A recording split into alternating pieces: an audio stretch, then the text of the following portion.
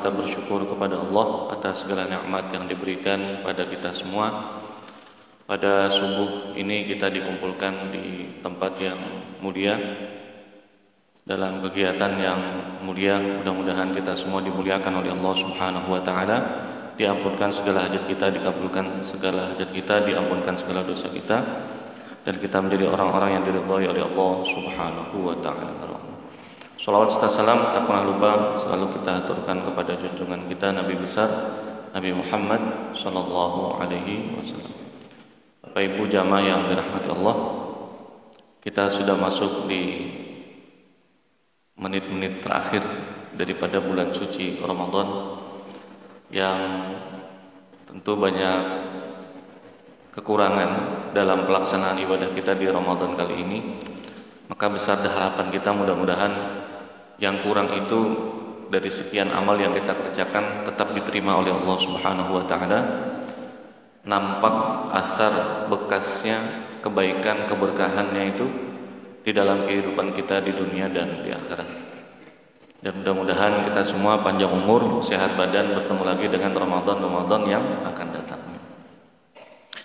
Di 3 pertemuan yang sebelumnya kita membahas tentang zakat, karena memang itu materinya. Pembahasannya tentang zakat fitri, kenapa naik sampai 2,75 kg. Kita sudah juga bahas tentang pembagiannya, waktunya, orang-orangnya, dan kita juga sudah bahas tentang zakat emas dan perak, karena banyak nanti zakat-zakat yang disandarkan secara ketentuan hukum dengan emas dan perak. Yang punya tanah, yang punya kos-kosan, apalagi kemarin itu, banyak lah. Itu diantara yang kita bahas. Sebelum kita masuk di pembahasan di hari ini, mungkin karena besok insya Allah tahun ini NU dan Muhammadiyah hampir dipastikan 99, kayaknya hampir dipastikan 100%. Kita Idul Fitrinya sepakat sama-sama insya Allah, bukan insya Allah di 1 Syawal, sama-sama di tanggal 1 Syawal kita hari raya insya Allah, bukan insya Allah, itu pasti gitu. Nanti dilihat pengumumannya sore nanti, tapi insya Allah besok sama-sama hari raya.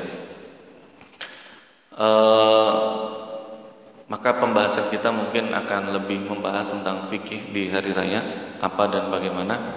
Tapi sebelum kita masuk dalam pembahasan itu, ada pertanyaankah terkait tentang zakat para jamaah? Ya, Pak, orang pertanyaan itu di ujung, ini enggak, pertanyaan di depan, Pak. Habiskah sudah masalah zakat ini para jamaah? Amil beres semua sudah ya? Habis, Pak? Berarti tuntas bayar zakatnya sudah semua ini kemarin. Ibu-ibu ada yang mau ditanya? Fidyah zakat apa, Bu? Nggak ada. Boleh, silakan. Ada mic-nya, Pak. Ini Ibu membuka pertanyaan. Habis ini berjurut pertanyaannya nih.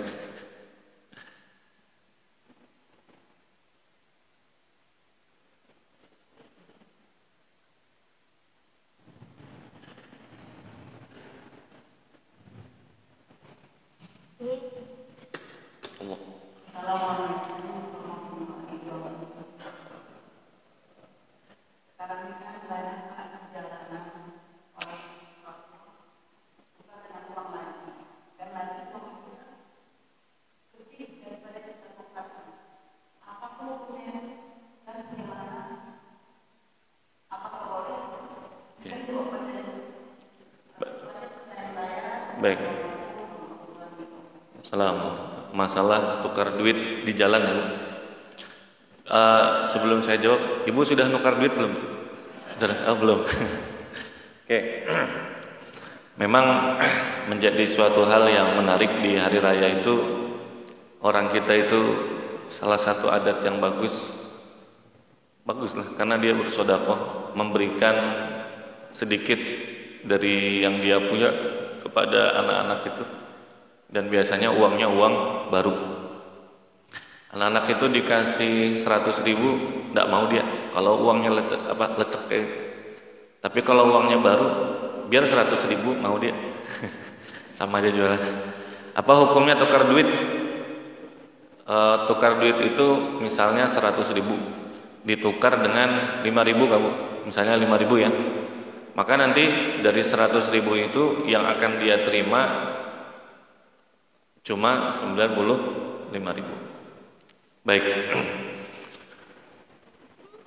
Riba itu terbagi dalam 3 bagian. Sebagian ulama membaginya dalam 5 bagian.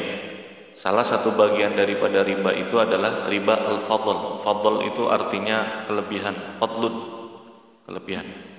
Nah, apa yang termasuk daripada riba fadl ini adalah apa yang menjadi objek riba. Apa di antara objek riba? Emas, perak, makanan, dan termasuk adalah yang seumpama dengan emas dan perak, yaitu adalah mata uang. Maka kalau mau ditukar yang sama-sama sejenis barang ribawi ini, boleh enggak? Boleh. Syaratnya adalah harus, di antara syaratnya, begitu ditukar harus ditukar dengan ukuran timbangan yang sama.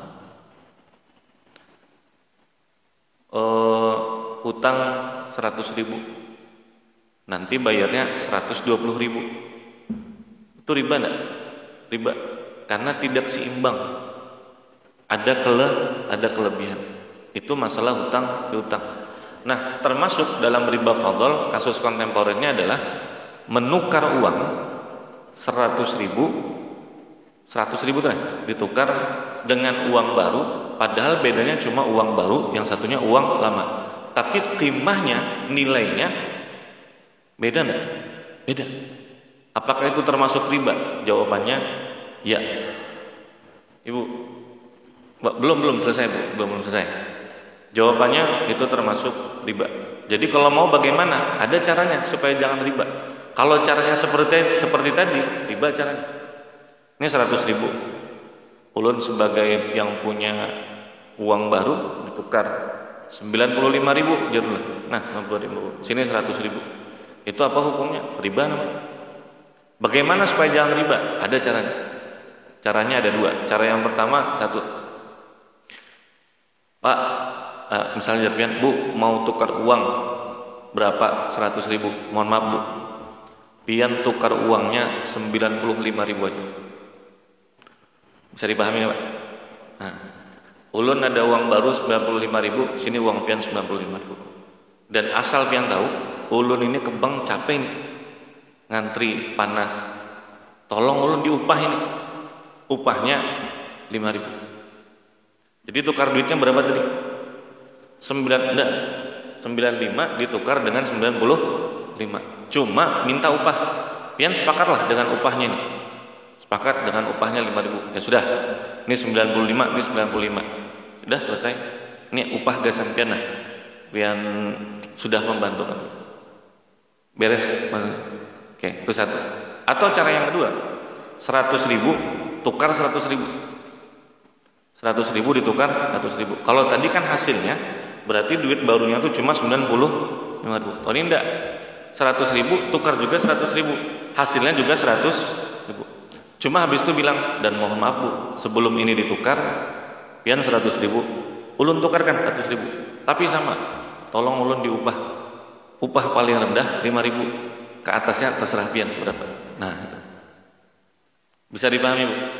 Jadi kalau mau berakad dari awal. Berakad dari awal. Kalau mau gampang lagi, ada caranya. Tapi kayaknya kalau cara yang ketiga ini kayaknya sudah susah, cara yang ketiga. Apa cara yang ketiga? Datang ke bank, Bu Huruf, insya Allah jumlahnya sama. Yalah, kalau ke bank 100.000, 20 juta dapatnya, 10 juta dapat. Bisa dipahami Bu? Oke. Jadi kalau jangan sampai akadnya itu dikasih 100.000, dikasihnya 95.000 tanpa ada akad apapun, itu bisa jadi riba. Allah a'lam. Habis pada jamaah. Ada Pak? Kalau habis saya masuk ke fikih hari raya. Adakah? Wah, David. Tadi kan yang Assalamualaikum warahmatullahi wabarakatuh. Tadi kan yang ngomong minta upah 5.000 dia punya uang baru. Bagaimana kalau yang menukar uang itu minta sama baru dia bilang ini upah pernikahan? Iya. Baik, bagaimana kalau dibalik? Gitu lah. Jadi 95.000 ini upah gak senikah. Ini kalau seperti ini jauh lebih baik lagi. Nah, kenapa tadi itu yang di pertama ulun sebutkan yang menakar upah itu si yang membawa? Karena takutnya yang memberi upah ini kada paham dengan upahnya. Kalau yang kayak tadi kan itu kayaknya pasti paham. Ini upah gak sempiat. Kayaknya tuh lebih banyak dari 5.000 tuh kayaknya. Cuma kalau kita sudah lihat track recordnya, kayaknya orang ini beri upah pasti 2.000. Wah, rugi nih. Nah, jadi kalau kayak gitu lebih bagus lagi. Orang yang memerlukan dengan uang baru itu mengatakan ini upah gak sampean. Itu jauh lebih bijak lagi, lebih baik lagi. Jadi 100.000 tukar 100.000. Ini ulang nak beripian. Bisa enter yang itu. Satu lagi Ustaz. Ini. Pelajaran sudah selesai. Tolong dijelaskan apa bedanya infak dan hadiah. Baik, apa bedanya infak dengan hadiah? Kayaknya kerja di pikir heraya kita hari ini. Infak itu adalah, perhatikan Bapak Ibu, infak itu pemberian yang sifatnya kebaikan kepada orang lain. Sedekah itu kebaikan kepada orang lain. Infak itu kebaikan kepada orang lain. Apa bedanya infak dengan sedekah?